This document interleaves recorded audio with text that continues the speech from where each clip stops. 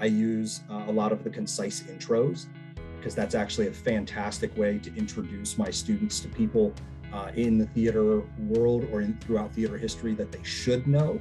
It's also a great way to introduce them to other people who are currently working via the interviews on directing, on acting, on designing, on choreography.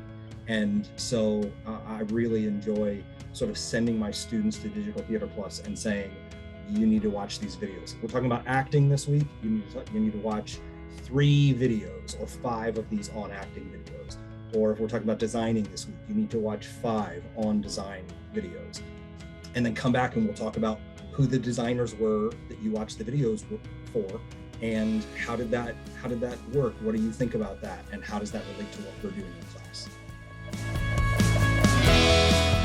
I think the biggest challenge that I've had at probably the variety of schools that I've worked at is the lack of global content or global theatrical awareness. So as I teach things like theater history, I'm looking to expand into a global palette of artistry and give my students access to work that's happening in Europe, work that's happening in Asia, work that's happening in Africa.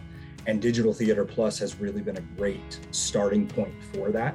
And so being able to bring productions like Yale Farber's The Crucible, even though that's an American piece, bring a South African artist in, bring a production like The Container, where my students can actually see something that's done and created in another part of the world with artists who are like them, but not from here.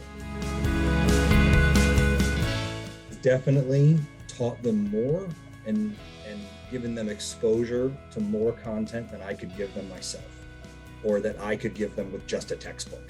They're seeing work that's happening from other artists and educators around the globe. And so I think they're being broadened in a way that I could never do it by myself.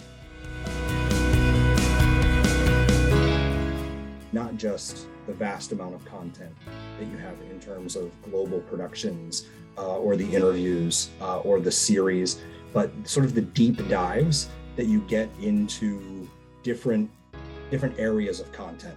So you have essays that might go into an area of Shakespeare, and scholastically, that's one of the things that we're kind of looking for, a deep dive. But the fact that you're posting content that's created by scholars in the field also educates me as I'm educating my students.